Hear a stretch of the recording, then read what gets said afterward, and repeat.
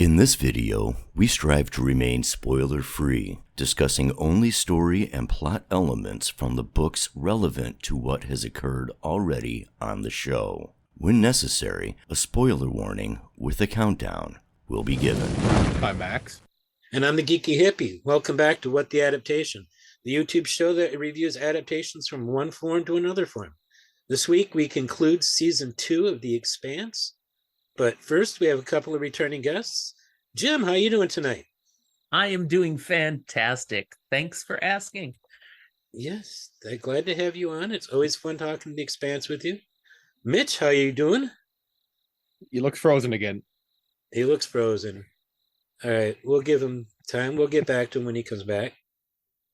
Max, tell us about this episode. Well, this is episode 13, CALIBAN'S WAR. Directed by Thord Freudenthal. I'm guessing that's how it's pronounced. He's known for directing Percy Jackson Sea of Monsters, Diary of a Wimpy Kid, and the TV series La Brea, which is, I think, on Peacock. NBC Peacock, yep. Written by Mark Fergus, again, of course, with the tie-in whatnot. In this final episode of season 2, the crew of Rocinante faces off with an alien, and Avasara plays telephone. That's not is not well bad. done, Max. Yeah. So what'd you boys think of this episode? Well, it's a fantastic episode, absolutely. But just hearing the credits of the director, I'm less. No, I don't know. Maybe I should say I'm more impressed. Oh, that it's such a good episode, because those credits aren't all that stellar. Those are like, okay, things he's done. Right. This is a rock episode. So well done. I just wonder if Max cherry picked on those credits, though. Did you leave anything actually good off? no. Okay. That was the best of his credits. He did Arrow and Okay, well, that stuff. Okay, no, that's a little better. One Yeah. episode. Maybe One he wasn't episode, good and enough then to he was come given the back. boot. No. You know how those are. They get like one episode from here, one episode there. Yeah, that's true. Yeah. That's true. And Diary of a Wimpy Kid wasn't bad for a movie for what it was. Never saw it. It wasn't horrible. Percy Jackson, that's more on the writers. That's one of the big things. It's the writers Okay. more Okay. than the director. He's not like what's the guy? The guy who did the Green Knight. The director. I can't think of his name. Director. I don't remember.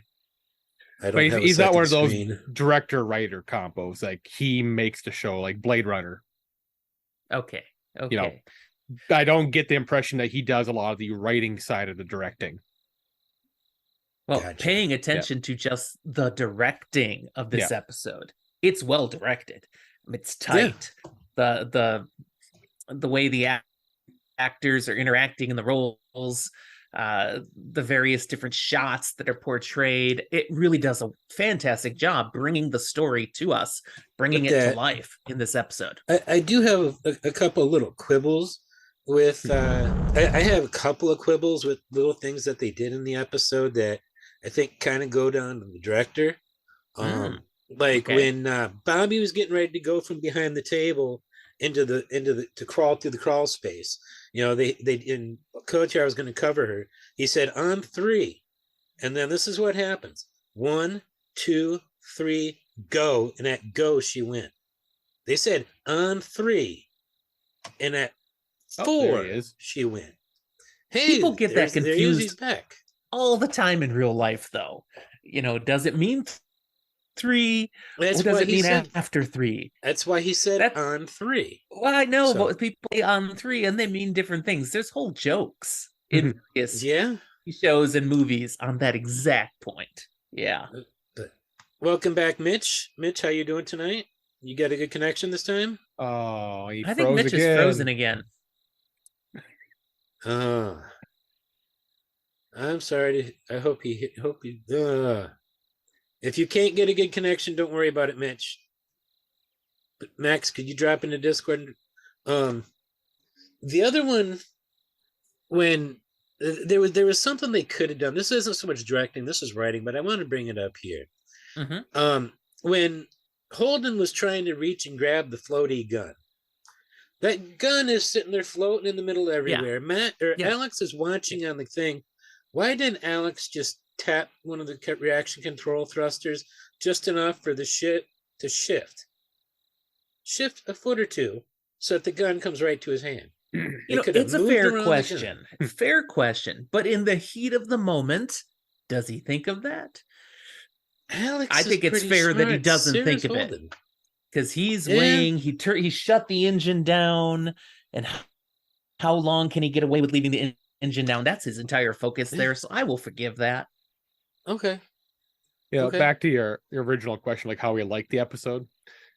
There are parts I like, but this episode was really reminiscent to the whole season in that it stretched everything out a lot, I thought. And we saw a lot of that stuff come to a culmination in this episode, but there were just aspects that, like I said, it's kind of felt like stretched, and I don't know. So I liked it, but there's parts like I just don't really like the stretching that's not necessary for, You're referencing the stretching as compared to the source material and how they're stretching it to make, because as I watched the episode, I felt pretty good with the pacing. I mean, it just kept moving along. I didn't get that sense of stretching. So I'm curious, which parts really jump out for you like that? The best way I'd put it is I wanted to see Bobby in her power armor this episode. And they make us wait till season 3. Well, we got to see it right at the end. For like 10 seconds, maybe 30. He wanted to go badass for a moment and solve the problem, but you wanted more. Yeah. Okay. Yep. So, Max, you like the Goliath Mark IVs as much as I do, then, huh? You'd like to this have whole season, it's been like hammering on Bobby how she isn't politically savvy. And the one moment she finally gets to use her expertise, they cut her off, and we got to wait till season 3. I'd just love to have a pair of that power armor, a set of that power armor. They can disarm it, just let it work with, without guns on it. I could live without the guns, but yeah, I'd have fun with that thing.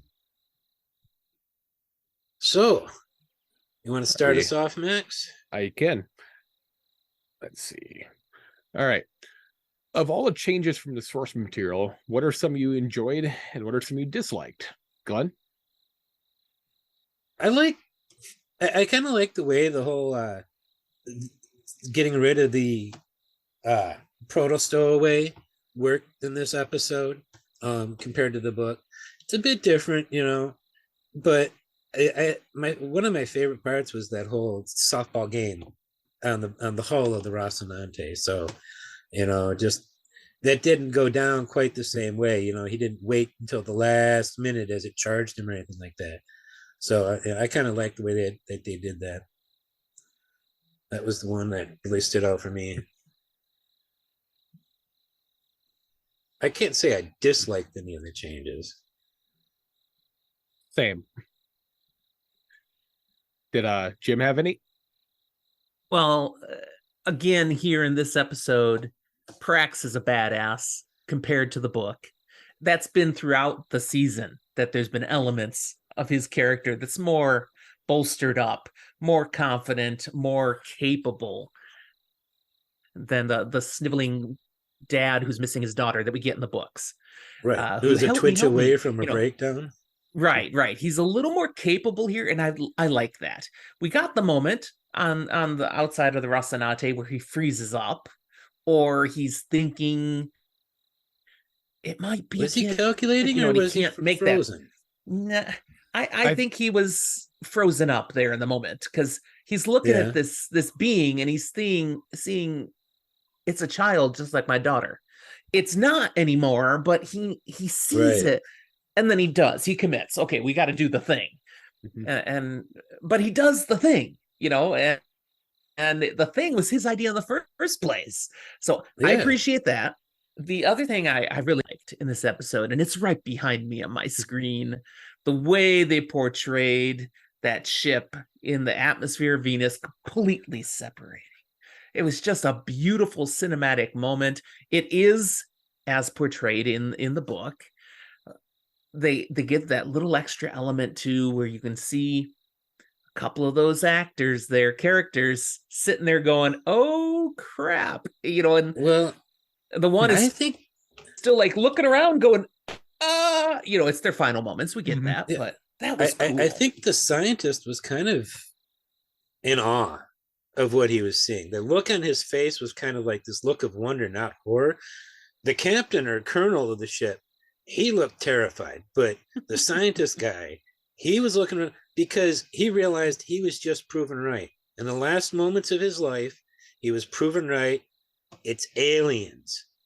My hair should be up. So in a sense, you're getting, if he's got to go, this is the way he wants to go. Fair. I think he's dying happy. What you're really saying is, you guys, I told you so moment, but he can't because the atmosphere like screws with that, and there's not enough time. Nothing comes out anymore. Yeah. In so the book, that was a brilliant moment. I don't know why they weren't starting to burn, from the chemicals, the atmosphere itself, but that would have just been a little bit. That was the next moment, and it would have made it past the censors, Oh yeah. If I'm wrong, didn't it like change Venus? Like the actual composition at below the clouds? In the book, it was changing. It was changing this, and they talked about it on here that things are more corrosive over the impact site than anywhere else, or more corrosive than it was supposed to be. Yeah. So.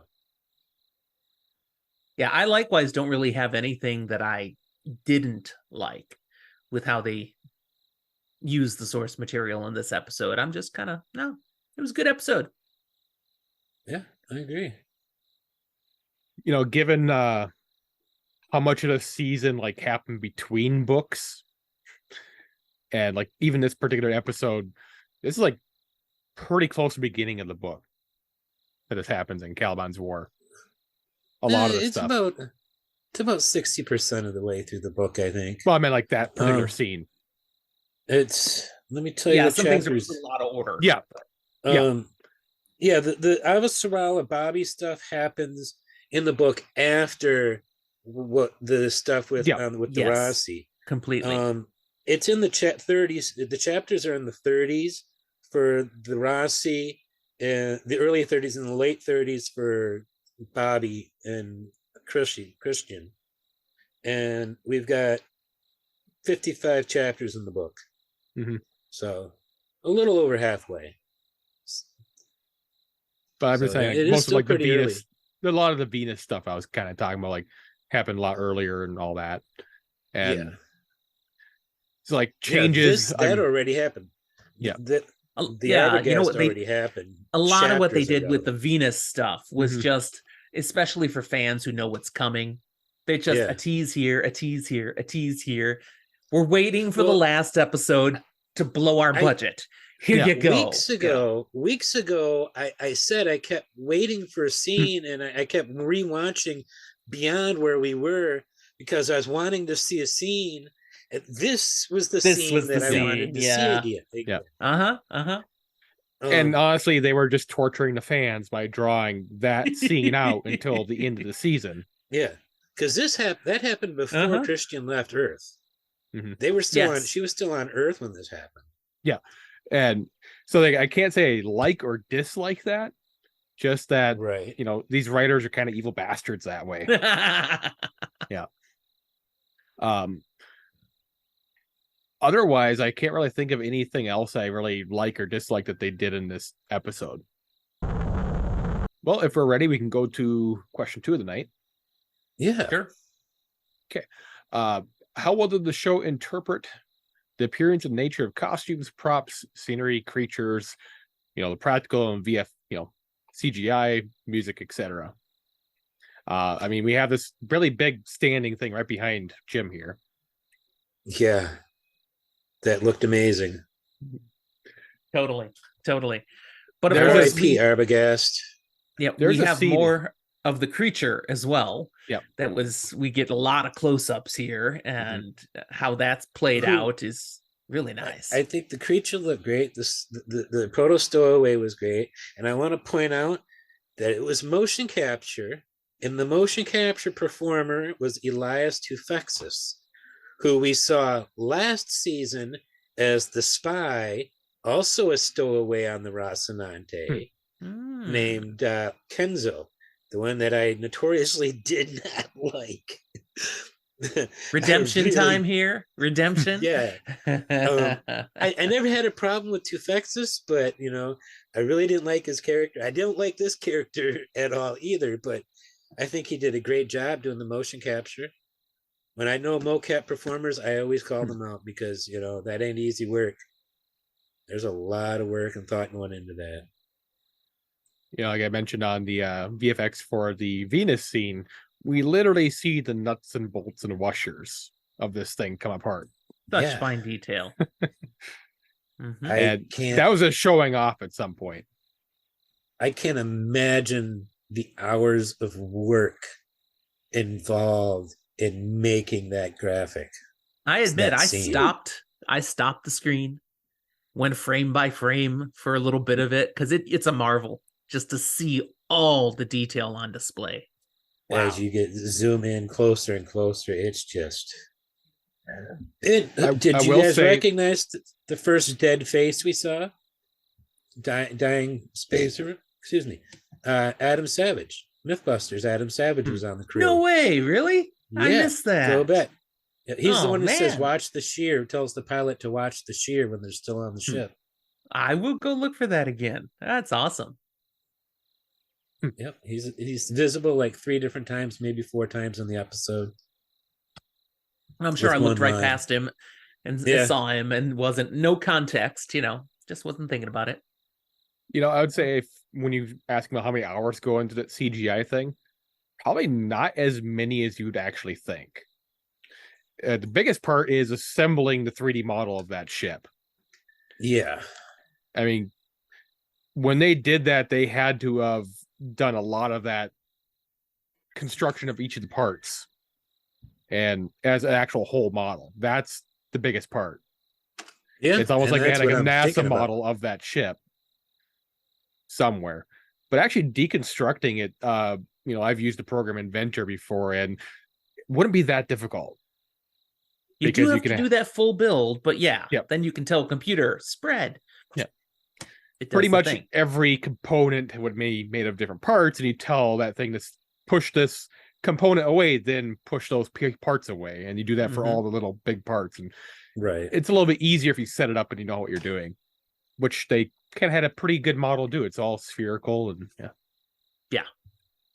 it was just that initial build of the model.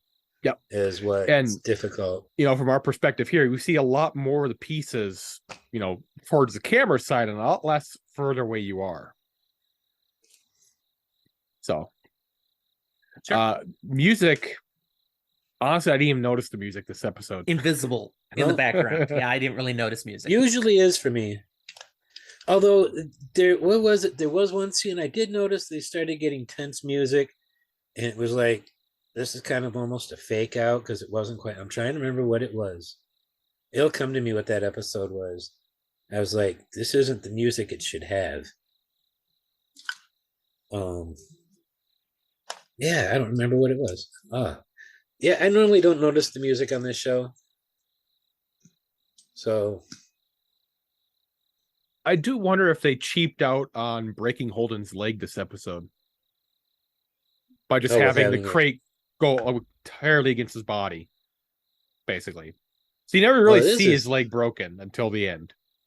Yeah, it is his leg that's messed up, but which I believe was the same in the book. You see him crushed against by this big old crate. You get the point. Right. So that could be good direction too. We don't need to see. I do wonder how slowly the proto stowaway digs through the bulkhead and the decking, considering how quickly it tore open the airlock doors back on Ganymede and how easily and quickly it got into the Rossi. It just... Well, he had a sense of dramatic timing, clearly. Yeah, he must have been. He probably had a stopwatch and everything. Or, he could have been low on energy, and he was trying to get to that energy source. Good point. That would make sense. Because it really was taking forever to dig into the Rossi. And so once there in the cargo bay. So... Other than that, I didn't have anything else in that. Well, I think I'm good. Okay. All right. Well, I guess if we're ready for question 3. Shoot. How well written was the dialogue in this episode? Did it adapt the dialogue from the books well? Did the actors deliver those lines well? I'll let you guys. As far as I recall, it was adapted well. Definitely the actors delivered it well, consistently throughout the episode. I I particularly appreciated the scene with Avasarala and name blank, her bodyguard. Kotiyar. Yeah, thank you. And the way they're interacting with each other and then yelling across the room, that was matching well with my recollection of how this scene is supposed to play out, and then to see the way they deliver the lines, and that moment where he is passing out from blood loss or whatnot, and she cold-blooded just shoves on the wound. That's perfect, Avasarala, the way that was acted. So yeah, loved it. And his look of offense and at the same time, well, and it's you. Of course you did that. It was beautiful. I liked his silent ow. Like he had just enough awareness to try to be silent about it. I liked his line when Bobby said, "You're shot." Well, that's disappointing. I'm just like, that's a little bit of an understatement, maybe. My dialogue I liked in this episode was when the electrician turned to Bobby and say, "Can you shove me in this locker and beat me up a little bit?" And she just kind of shrugged, like, "I'm gonna do that anyways." Yeah, sure. Not a big issue. She just now something they threw into this episode that I don't remember from the book, and it felt cheap. That guy. It wasn't necessary. Was Bobby when she's in the elevator shaft? Oh no, the elevator's coming down at you. Oh no, there's tension. Did anyone really think she's hit by an elevator? Come on. That was cheap and unnecessary. Yeah, a little bit. Yeah. Shows sometimes seem to feel like it's required when somebody's going through an elevator shaft that they have to have that little drama, but I didn't need that. Either that or just a really, really, really long elevator shaft that takes them forever to climb. Well, we know for a fact in every movie, if the elevator stops halfway through and the doors are open, either getting cut in half or almost cut in half. Yeah. And that's exactly what happened. She almost got cut in half. Almost. But, I wish we had gotten more with Bobby on that ship. I didn't like the electrician guy's part. I thought that was just, it had for a little bit of a funny moment, if I lock it, you'll just beat me to death. And she's like, yep. But I'd rather have kept something from the book instead of that little bit, but maybe before the whole thing incident started, see a bit more of this yacht, but that would have just been more money. So now, speaking of lines, we have the Amos and Naomi talking about what she did to Amos last episode. And he's like apologizing to her for putting me down. Yeah, I made you put me down. That couldn't have been easy.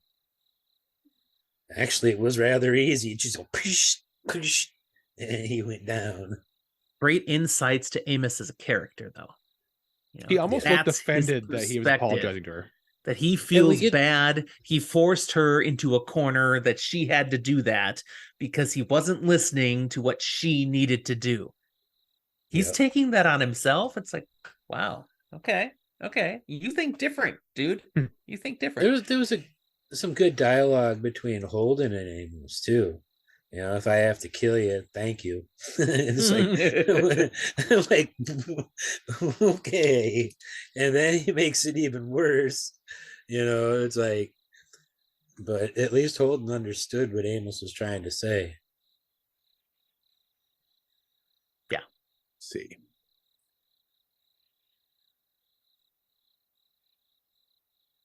We got the Prax dialogue in this episode. Oh, yeah. shooting off of your favorite character you don't like to name. Braxidicki. Pilot. Alex Kamal. Yep.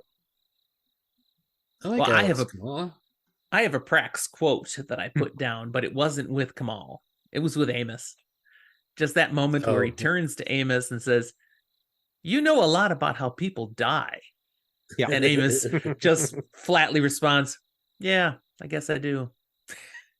Like there's things to unpack in that statement, but that was well delivered too. Amos, man. Amos is a fascinating character. And the interaction between Amos and Prax is quite the thing, both on the show and in the book, even though it's different, they're different from each other. But you're right. It's still very it's still very similar, just the scenes aren't the same. But yeah. Prax is a great character, both formats too, both media. He is a bit more like loose backbone, more of a wimp.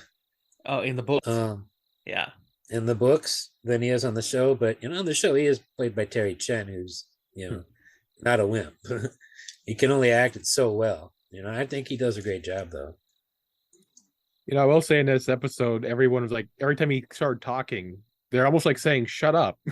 We're trying to figure this out." They're like, "We don't want to hear your science nerd talk." And then when he finally comes through with the big idea, he leads badly by saying it's like that plant thing. Gradient. It's like serious, dude. Gradient. Really? Exactly. That's right. But you know what? The very first time I watched this episode, when it first aired, long before I had ever even seen the books in person or knew what the covers looked like, as soon as we saw it digging in the hull through the deck plating, I knew it before Naomi said what it was doing, and I said immediately they need to take a nuke outside the ship and lure it out. And I had to wait for the entire episode for them to do that. And it was frustrating. Prax should have described it to solution. Prax should have described to Alex that it's like throwing a can of beer. You throw it, he'll chase after it. Yeah. Alex did somersaults to get at the beer a couple episodes ago. He's Quite also literally. Texan Martian, so yeah. Mariner Valley Martians. Can't waste that beer, so you got to catch it so don't fall. Right. Yep. And he missed some of it still. All right. You don't have anything else for dialogue lines or? Nothing in particular, no. That covers what I had. It was a pretty action-heavy episode in that regard. At least the lines we got were solid. Yeah, we've gotten some solid lines. All right. Yeah. So, question 4. What is a scene or sequence you most remember, enjoyed, and/or hated? Glenn? I'm going to start with disliked a scene. I really, really hated the scene of Naomi coming clean about giving the proto-molecule to Fred. Because it's such an it's so complete in opposition to what the books did. Because Fred got the proto-molecule in book 1 from Holden. And so this wouldn't even be a thing. This wouldn't be a fight that they're having. And it just felt like it was kind of out of character for everybody all around. And so, yeah, the acting was great and it was well written. I just don't like the content, the concept of the scene. I forgot about that. Agree. I forgot about that whole thing for the first question about changes. I totally spaced that. I must have blocked it out because it's so horrible. No, we were saving it for here. Come on, Max. We were saving it. Yeah. Was that yours too, Jim? Yeah, I'm completely with you on that. The only thing I'll add to it is the poor humor in the scene leading up to it, where two people in a row whack him on the broken leg. Come on. Yeah. He Really, deserves that's it. cheap. That's just He deserves cheap it. humor. Nah, like that. No, come on.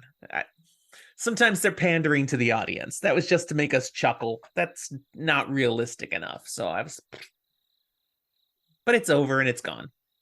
Yeah. I have one for each of the categories on this one. I also have a favorite scene, and that was the one I talked about earlier, and I referred to as playing softball in the Hall of the Rocinante. It's actually the whole moment from, when they go out there with the missile, from this time they start enacting the plan. I had fun watching that whole sequence, all the way to the moment they roast it in the afterburners, or in the drive plume. But the most memorable, that up there, that your picture there, Jim, was the most memorable. Like I said, I was waiting all season for it. Well, not all season. I was waiting this half season since we switched to CALIBAN'S WAR for this. With you. Just like, what's this gonna happen? Come on, we want to see it. Yeah, because I'm like, wow. I remembered it from the very first time I saw it. It's all about Jim. Yeah. Kind of just said everything I would have said. I'm just, leaning into that completely. What I didn't like, that High sequence five. at the end there. Yep. Give me a high five. Go. But I'm this next is to you, my huh? favorite sequence from the show. That's why it's my background. I just and not just the special effects, but everything leading up to it, and finally the Martian ship is gone. Oh, we see movement underneath us. You see little blue fireflies coming through, and then there's so much in all of that, and I loved it. Because I'm assuming the Martian ship had the exact same thing happen to it. Oh yeah, it's a great WTF moment for a season finale. Yeah, it is, and so it makes sense that they kept it until the season finale. I almost wish they would have left that as the final scene of the episode over the Holden scene with Naomi. Yeah, the scene I didn't like. See, you would have done a better job. Reversed order, or writer, I guess. Reverse order, the writer. Do the Fred Johnson thing, and then this, and you're going. But see, they timed it the way they did because, as I mentioned earlier, it literally happens the exact same moment the Narasi toasts Caliban. It's a signal it's something in reaction to at the same time as that happening, because the protomolecule reacts just that fast, even over great distance. Still, it's like I kind of wish that was the final scene. Which means just cut that scene with Naomi and Holden. And it's like, which we didn't need. Yeah, I don't know how pertinent the whole connection between them nuking that creature and that happening at the same time is to like the future seasons. Like, it's pertinent in the book. It is in the book for sure, but like in the future seasons of the show, I don't know how much the audience really cares. Yeah, I don't think they lean into that too much. I think you're right. No, they lean in a couple of things, especially around a certain object in space. Yeah, well, I can say this: we have seen the last of the blue fireflies, I believe. So we don't really. We do see protomolecule, but not the fireflies. But we have not seen the last of Miller. No. Don't they bring the fireflies back again when we get Miller again? They brought them in this episode, but I don't remember them anytime after that. And I just recently binge watched them like about 2 months ago. Okay. So kind of steering back on topic a little bit, for me, my scene, I remember, aside from the obvious ones we've discussed, I'm going to have to go with Bobby and the electrician talking about putting him in the locker and beating him up. Tied with Avasarala kind of punching Codier in the side where his wound is to wake him up. Yeah. Those two are kind of tied for me as enjoyable scenes of memorable. Maybe not nearly as memorable as the elephant in the room. But yeah, for me, that's the two scenes that I heavily remember on this episode.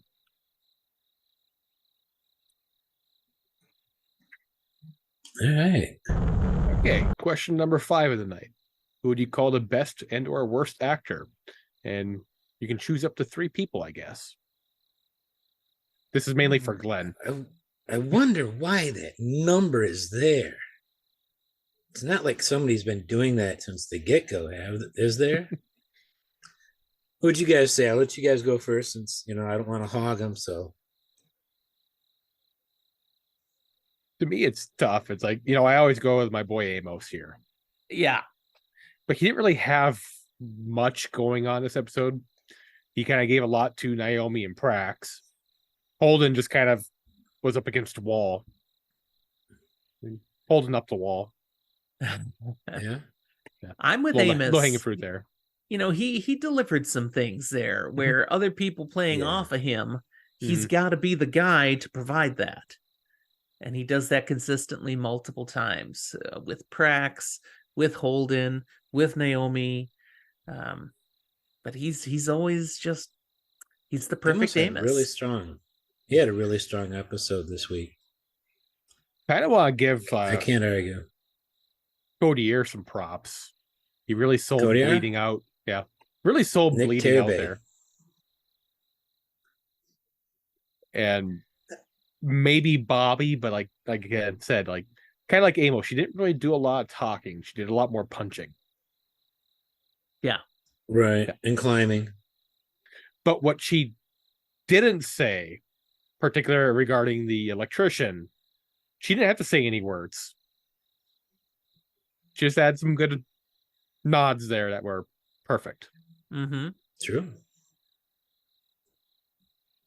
Jim? Did you have anybody else, Jim? No, Amos is my guy. And I'm riding Amos into the sunset here. Absolutely. I pointed out Elias. I pointed out Elias Tufexis earlier as the protomolecule monster, motion capture. But I think this was Dominic Tipper this week as Naomi Nagata. She rocked it in every scene she was in, I think. Even when I don't like the scenes, because of what the scenes are about, the scenes are still really well done. I rarely ever bring up Stephen Strait as James Holden, but I think he had a pretty good episode this week, compared to most of his other work. And I failed to mention him last week, but Terry Chen as Prax, he's so good as Prax.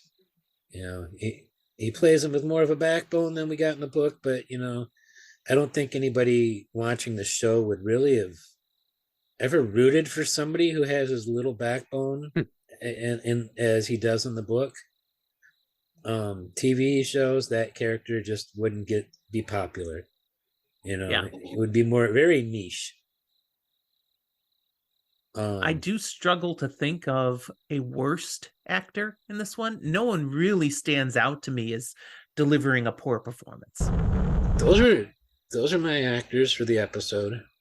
And I tried thinking of a worse actor and I couldn't. Adam Savage. Okay. He's by far the worst actor in the show. And that's certifiably true. Yeah. I wonder if he had to join SAG for this one episode. Actually, he's on TV. I wonder if he had to do SAG for that. No, that's acting, so. Yeah, he might have had to join SAG for that.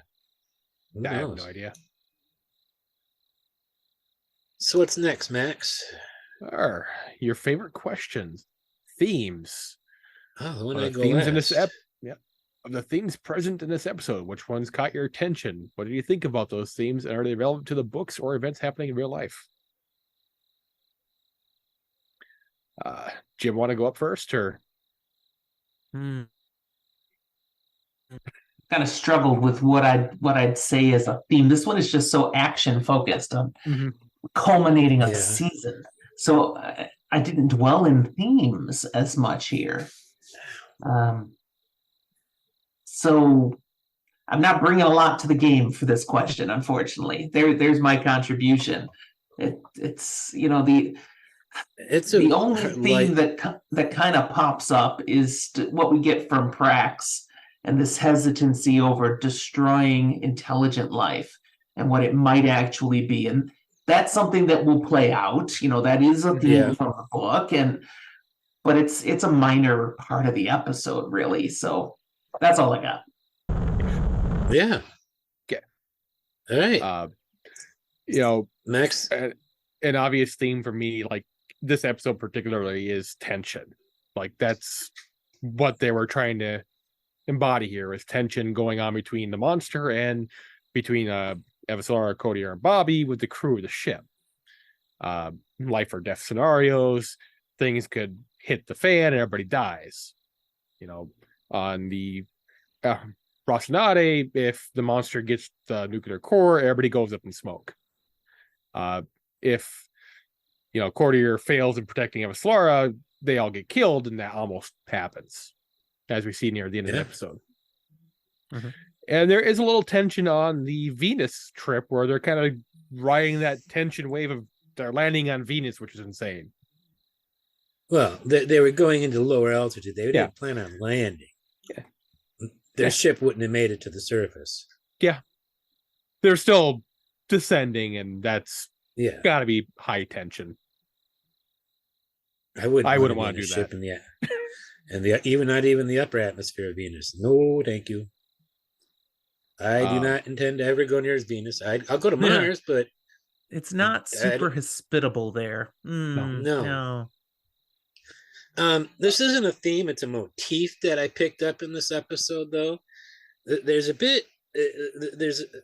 fair bit of creating passageways to a bulkhead to travel between decks, because the Proto-Monster's trying to dig its way to the core.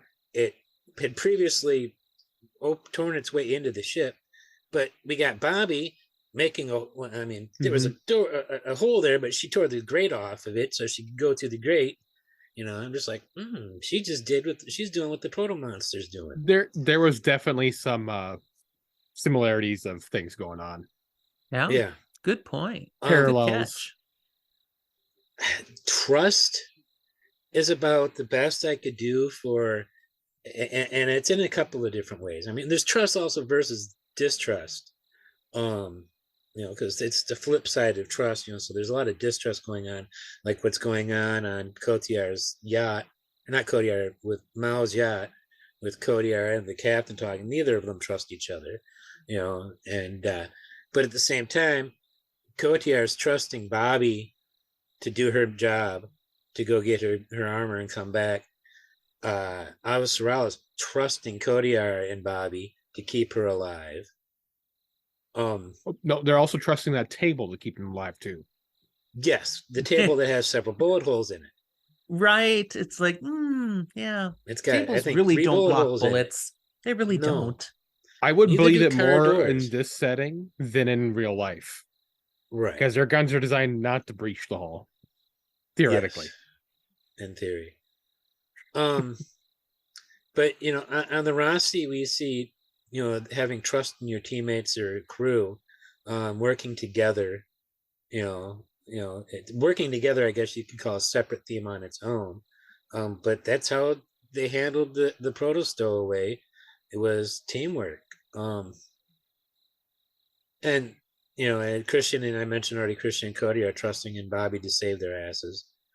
You know, so. Which I love the fact that that's what she was told to do. Go get your power armor and come save our asses. It's like, yep, that makes sense. So, yeah, this was a really hard one.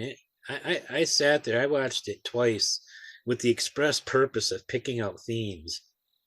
You know, once yesterday and once today. And that's all I could really pull out of this episode. You know, you can always add in survival as a theme. The monster's trying to Yeah. survive. Holden's trying to survive the monster. Bobby and Avasora are trying to survive the ship. And Venus is trying to survive too. Well, the protomolecule on Yeah. Venus. Yeah. So, yeah. And we see It's everyone's thriving. reactions to try to survive. Good one. Good spot there, Max. Okay. Um, Okay. Obviously you mentioned the motif, and that's kind of like parallels. We're seeing 3 stories kind of paralleling each other. I mean, Venus, protomolecule, disassembled the ship, so it went through all the little areas. Okay, I see what you mean now. That was almost dangerous. Yeah. I will say, Mao's ship, those the access panels they have going through it, like how elegant can you be in the ship? You have all that wasted space. At least Holden's ship, like he's just tunneling through a hole, the flooring of the thing. Right. He doesn't really have like an access panel and a whole grate to walk through. Well, they do though. Yeah. Because they do. You can go in between the 2 holes because the Rossi's Yeah. only got 2 holes. But they don't have like that's where they found crawl tunnels in them. Really. Right. Mhm. Not probably where lots- they probably were, smaller. I think it's smaller than the Gwenchian too. I'd have to look that up. I'm not sure. But like I you're got the gonna get a impression lot the less any Gwenchian's kind of pretty good size. you're gonna have a lot less areas like crawl tunnels in ships, unless you're like Mao and you can afford to have crawl tunnels to access Yeah, areas. because the Gwenchian was able to have docked to it Mao's ship the shuttle he took back in the book. So I'm assuming they tried to keep it similar in size in the show, but it had, and the show it also had the UN dropship and the Razorback both docked to it. And the Razorback is a significant amount of the size of the Rossi when we see them next to each other.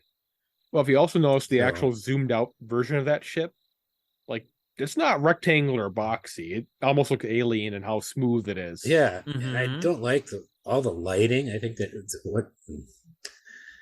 but it's extravagance. I mean, because there really is no point in lighting it like that. I said, I'm sure if you dig in, you could really find some theme having to do with, Mao's ship, the Rocinante, and then you have the whole Venus mission. There's Yeah, probably the some gas thing. theme in there that I'm completely missing. Yeah, I'm not smart enough to find it. That was your guys' job. You guys are supposed to be smarter than me. Did the best we could. Disappointed. Not really, but what's next, Max? I think we have new questions tonight. We do have new questions. Question 7. How well did the writers and production handle the characters? Did the writers and directors understand the characters? Things like casting choices, motivations, background writing choices, etc. And this is the overall season. Correct. The whole season. Yes. I would break this season down into 2 parts. Like we have the first part, which is actually probably pretty accurate to the book in a lot of ways. And the second half, which is just kind of like filling in the gap between books and then kind of stretching out, parts of the Caliban's War, like kind of like they did the first book where we had half the book in the first season. Yeah. So they're kind of doing that same thing. They're stretching out some of the space between books and then adding stuff. Or not adding stuff, but Yeah. stretching it out so it's only half a book instead of a whole book for the season. So on the writer's side, they're twisting events around. They're putting things that happen at the beginning of the book towards the end of the book, things that happen at the beginning, middle of the book, at the beginning, and flopping everything around. And I'm not sure how well that worked out in this as like a reader versus a watcher. But same with season 1, my issue was the stretching things out or adding extra drama and tension almost to me for no reason, besides it's like a TV show in sci-fi. They've been doing that since the first episode, though. Yeah. And I complained about it in the first episode. But casting choices are still excellent. Character motivations make sense for the most part to me. And the writing choices, questionable in some areas, but they have some excellent dialogue points for me. in this. I can't argue with any of that. Their choices for all of the casting and what they've done with the characters. I do think they've, even without Ty Frank and Daniel Abraham on the crew, I think the whole casting team, the writing team, I mean, understands these characters. Because even with the changes we get, it's still fundamentally the characters that they've written for us on the show. The casting might not match the book in every case. Quite opposite appearances in a few cases from the books, but I think overall they've really, we got introduced to Bobby this season, and although Frankie Adams isn't 6'5", 6'6", or actually I think 2 meters is she's over 2 meters, I think, or she is 2 meters, and that's like 6'7". So even though she's not like that much of a mountain, I think she completely personifies Bobby Draper. Everything about Bobby that's important. The size of her is important, and Frankie is, significantly taller than most women, so, she does come across as a tall a mountain, as she's supposed, almost as much as she's supposed to be in the book. I think overall, she was, who else? Prax, Terry Chen has, maybe not personified, the milquetoast that we get when you read the book, but the core of who Prax is, the botanist who's having to go into a whole different type of life just to find his daughter. He's living what he never expected. He had no background to survive in when on Ganymede, and it's a miracle that he did survive on Ganymede. He, good for him, he was a botanist. He knew which plants had nutritional value, which helped him a little bit longer than most people were getting help. I still don't think Naomi forgave him for stealing her haircut. Well, that's kind of a Belter thing, even if, and by Belter I mean even people on the outer planets. I think the second half of the season was a little stronger than the first half of the season, as to how they portrayed characters, how they were really showing the Expanse. Not that the first half was horrible, just I think it got stronger as it moved into the second half of the season. Part of that for me is I'm still not all on board. I've said it in a previous episode with Fred Holden, with the not. I just Fred totally meshed my names there. I caught that. Fred Johnson. Right. Fred Johnson. Right. Holden, I love. He's fine. He's great. But the portrayal of Fred Johnson here just is a little too dissonant to the book Fred Johnson from the way I perceived it. Nothing against this actor. I like this actor, but it's not the Fred Johnson I want. And that continues every time I see him. I'm like, nope, that's not quite it. Yeah, I love Chad Coleman. He's been kicking out of the park over on Superman and Lois this season. I won't say who, because if anybody wants to watch it, it's a pretty damn good season. And don't think of it as a superhero show, because it's more of a family drama where the dad just happens to be Clark Kent. So, yeah, I have no problem with it. I understand, but I don't see it myself. I disagree on that, but hey, that's just how we respect everyone's right to disagree. Yeah, absolutely. Yep. We had in a comment a while back that there's absolutely too much agreement on this show. Dang it! Could we stop being so nice to each other, man? Well, see, it didn't used to be that way, because Becca and I would disagree like crazy sometimes, and Max would just sit back. Max would sit back, play around online, write a novel while we're bickering away. Pretty much. That's all I can do. Yeah, it's just the first and second half of the season are so much of a contrast. It almost feels like you're watching two different seasons. I know on TV they like to have mid-season breaks, and sometimes those mid-season breaks are like a finale, and you get a whole new season. And like that's what this episode really feels like.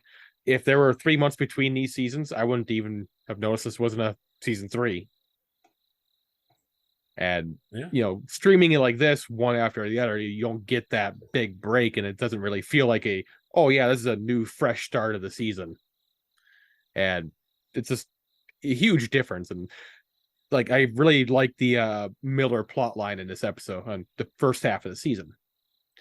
In the book, I could not stand Miller in the first half of the book. I like Miller in the last half, coincidentally, the part where he dies, and I like that.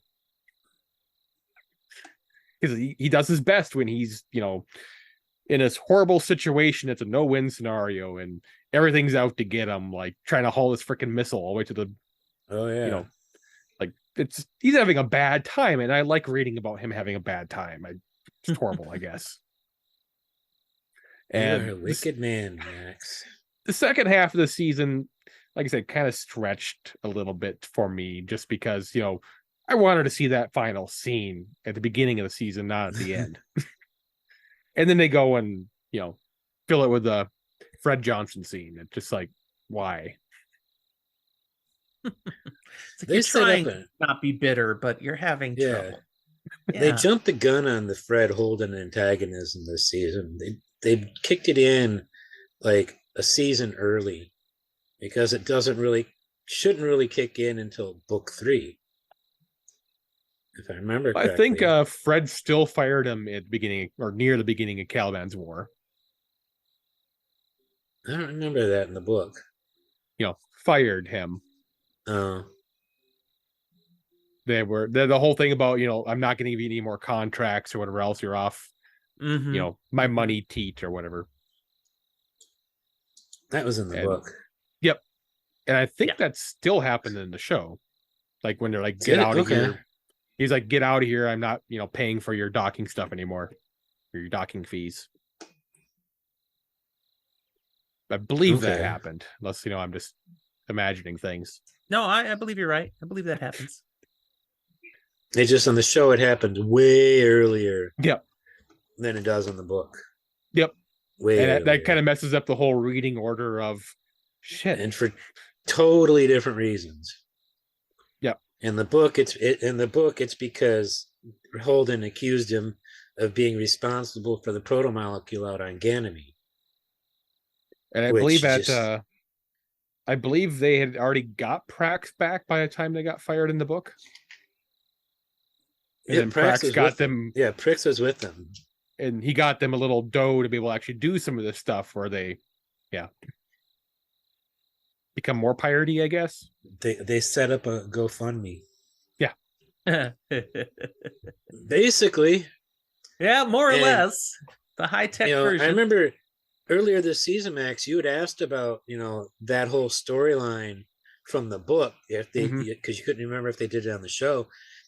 And I think part of why they didn't do it on the show is because they didn't even want to have an accusations that were thrown against him given as false accusations on a show, because that's just not, it's not proper to show such accusations, because that makes people want to doubt such accusations in real life.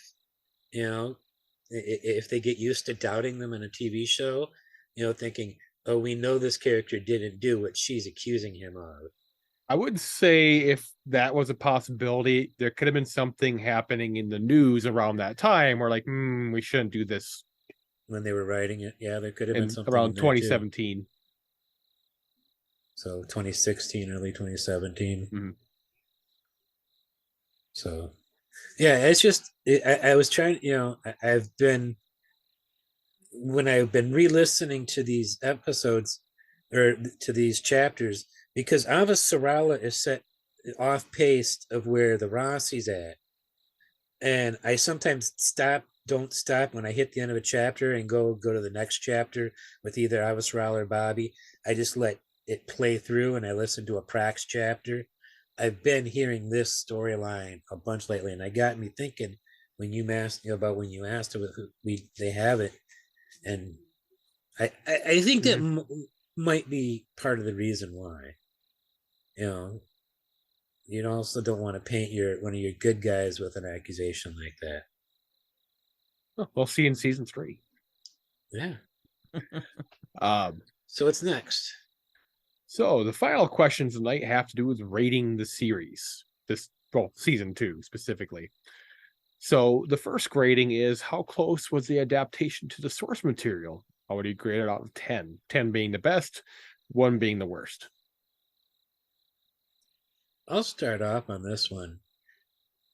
We get a lot of big changes. A lot of changes, not to the level of changes we got with, say, the Wheel of Time, but we get some significant changes, including some flat-out reversals. But it's still undeniably the same story. Mm-hmm. You can't help but recognize you could change all the names and it would still be recognizable as what it is. Mm-hmm. So I'll go 7.5. Well, it's funny you say that, because I'm like, I mentioned earlier, the first half of the season I put is very accurate to the books, relatively. In the second half, not so much. And averaging those out, I get 75% or 7.5. Works. And I was so close to where you guys are, but I couldn't go with a 0.5. I picked 8.0. Because I'm like, it's really close there. The things that they did change didn't change, for the most part, didn't change the core purpose or meaning of what we're trying to bring across to the screen. So I could forgive. I really could. All right, our next one is how much you enjoyed the show as if you never read the book. I know that answer. 9.0. Because I watched it long before reading the books. Long before I'd seen every episode of the show through season 6, and also all the one ship special features that are on Prime Video for season 6. You should all check them out. They're really cool little pieces. So yeah, 9.0 definitely. Okay. I was always really impressed with this show. I will go with 9.0 for a different reason. I read all the books first, so I don't have that perspective. But I got my wife to sit down and watch the show with me, and she's never read the books. So, like, all the way through the first few episodes of season 1, I keep stopping the show and telling her about how that's a change, and this means, and I'm bringing the book alive for her. And the show was so good, I realized I needed to stop doing that. And that was still true all through season 2. She was getting what she needed. She was totally enjoying the show. Yes, I knew some more depth because I'd read the books, but the show was delivering not a perfect show, but a pretty dang good one. So 9.0. Did you ever feel like holes burning the side of your skull when you're telling these changes? I'm sure Max is burning, huh? So I'm going to put an 8.0 because from what I can kind of remember back before I read the books, I want to say, like, I had a hard time getting into season 1 until the end of the season. The first time I watched the show before reading the books. Second season was similar. I had first part of season 2 is great. And then I just kind of dragged on. Then the finale, which was like, what the hell? And that kind of brought it back up, So like it was probably around that 9 around the middle time, dropped down to like 7, 6 with between the filler, and then the finale brought it back up to about that, say like an 8.5, I'd say. Probably where I go. Okay. The final question rating is how much you enjoyed the show taking into account all the changes. So kind of like between how much the adaptation close to material, how you enjoyed the show as if you didn't read it, and taking all that together. You have you know the changes, you know, before reading the books, how that What kind would of yours- comes together. What's your score going to be, Max? Let's see. I'll put a solid 8. A solid 8, yeah. I really enjoyed this season. I some things I didn't like, you know, that's why my, you know, overall, you know, the score wasn't higher earlier, you know, it was first time I'm seeing it. But yeah, I'll go.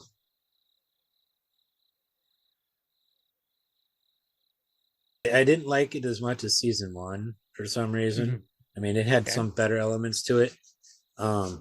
My favorite season is season 3 next season. So, but yeah, I'll say 7.